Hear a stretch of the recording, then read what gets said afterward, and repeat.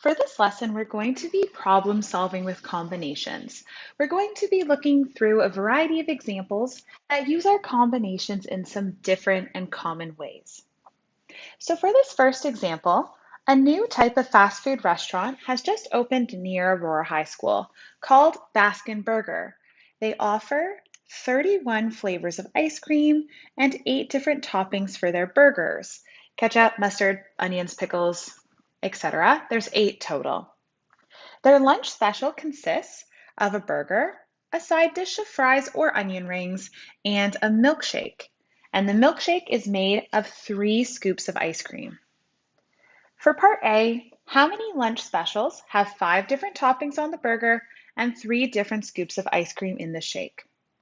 The first thing that we always have to do with these types of questions is we need to think to ourselves, does order matter here? With my toppings on a burger, does it matter if I have ketchup, mustard, and then pickles? Or is that the same as if I have pickles, mustard, and ketchup? For our purposes, those are the exact same thing, so order does not matter for the burger toppings. Same with our ice cream flavors. Because I'm taking them all and putting them into a milkshake, it doesn't matter if I put in vanilla, chocolate, and then strawberry, or if I put in strawberry, chocolate, and then vanilla. Those are the same thing, so order is not important here. So let's determine how many ways we can make this lunch special. We want to have a burger with 5 different toppings and a milkshake with 3 different scoops of ice cream. So first, for the burger,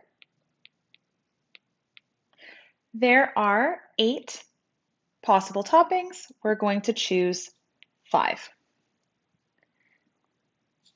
Then for our side, there are 2 possible sides. We're going to choose one of them. Then for our milkshake, there are 31 possible flavors. We're going to choose 3 of them. Now, because we require a burger and a side and a milkshake, we multiply, and then we can just put this into our calculator. 8 choose 5, multiplied by 2 choose 1, multiplied by 31 choose 3. And we get 503,440.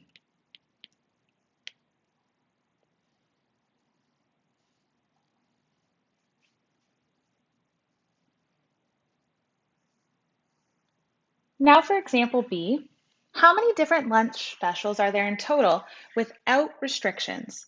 Assuming customers cannot order double toppings. So we can only have one of each topping. We can't get multiple orders of onions or ketchup or pickles. So let's look at each of these pieces individually. First, how many different burger options are there? So for our burgers, we can look at each of our toppings independently. Ketchup, yes or no. Pickles, yes or no. Each of those has 2 options. So for each of our toppings, we want to think, are we including it or are we not? Therefore, each option has 2 choices, and we do that 8 times. 2 to the power of 8. Now for our side. Again, we have 2 sides and we always can only choose one of them. There's no situation in which we can have both, so we can still do 2 choose 1 here. Now for our ice cream, or our milkshake, same difference. For our milkshake, we have some options here. We could have 1 flavor, or 2 flavors, or 3 flavors. Because 3 scoops of ice cream are being put into this milkshake, those are our options. We can have 1 scoop, 1 flavor with all 3 scoops, 2 flavors with our 3 scoops, or 3 flavors. So let's determine how many ways we can do that. If I have 1 flavor, there would be 31 ways to do that. There's 31 flavors total, so 31 ways to do 1 flavor. Or I could have 2 flavors.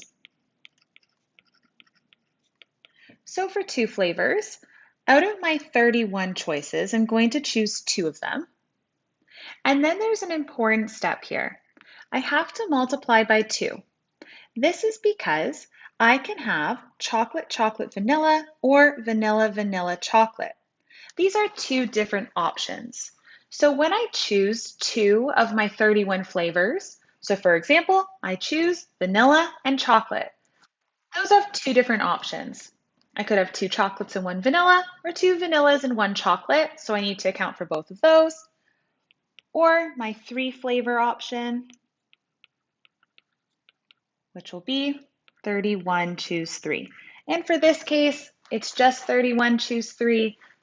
There's no other options like the 2 flavors situation. Okay, so because I require a burger and a side and a milkshake, I will multiply.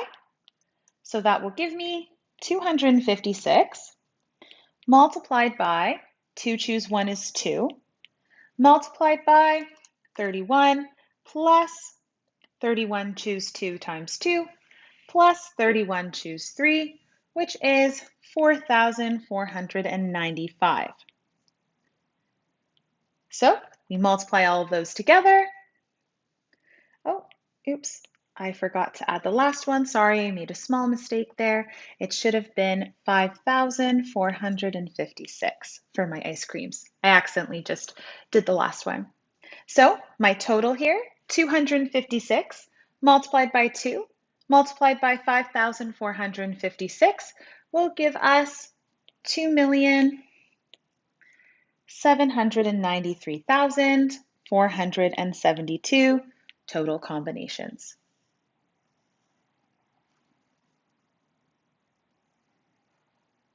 So for our next example, John is at HMV, actually buying music in order to support his favorite bands. There are 7 CDs that he really likes. How many different purchases are possible if he wants to come out of the store with at least 1 CD? So there are a couple of ways that we can do this. I'll show you both so that you can determine which one makes the most sense to you. So John is going to look at each of these 7 CDs. He's going to look at each one individually, pick it up, think about it, and decide yes or no if he's going to buy it. Pick up CD 1, yes or no, am I going to take this? Pick up CD 2, yes or no, am I going to take this? Same with CD 3, 4, 5, 6, 7. So one way we could do this is we can do 2 to the power of n minus 1. Now the reason we subtract 1 is because he wants to leave with at least 1 CD. So we subtract 1 to subtract the 0 option. We want to get rid of the option of him buying nothing. So because we have 7 CDs, 2 to the power of 7 minus that 0 option will give us 128 minus 1, 127. That's option 1. Or we could have also looked at it this way. John could either purchase 1 CD, he could purchase 2 CDs, or 3, or 4, or 5, or 6, or 7. So he could look at each of those situations individually. So out of the 7 CDs, he could choose 1, or out of the 7 CDs, he could choose 2, or he could choose 3, or he could choose 4, or he could choose 5, or he could choose 6. I'm running out of space. Let me just move this over. Or he could choose 7. Then if I put all of that into my calculator, I will also get 127. So both of these options are completely fine. You can choose either one and it will work perfectly. Whichever one makes more sense to you. Okay, last one. Jane has 4 pennies, 3 nickels, 7 quarters, and 9 toonies in her piggy bank. Using the coins that are in her piggy bank, how many different sums of money can she make? So in this case, we have 4 pennies. So when we're looking at the number of sums, we think of our options for the pennies. So there's 4 pennies. But we add 1 because we could also choose to have 0 pennies. So we could have 1 penny, 2 penny, 3 pennies, 4 pennies, or 0 pennies. Then we choose our quarters. Oh, sorry, we'll choose our nickels next. So we could have 1, 2, 3, that's 3 choices. Or we could have 0 nickels. So we have to add in that 0 option. Same for the quarters. 7 plus 1 because we want to add that 0 option. And same for the toonies. Now we have to subtract 1 because we want to make a sum of money. So we can't have 0, that wouldn't be a sum of money, so we subtract 1. This will give us 5 times 4 times 8 times 10 minus 1, which gives us 1,599 possible sums of money.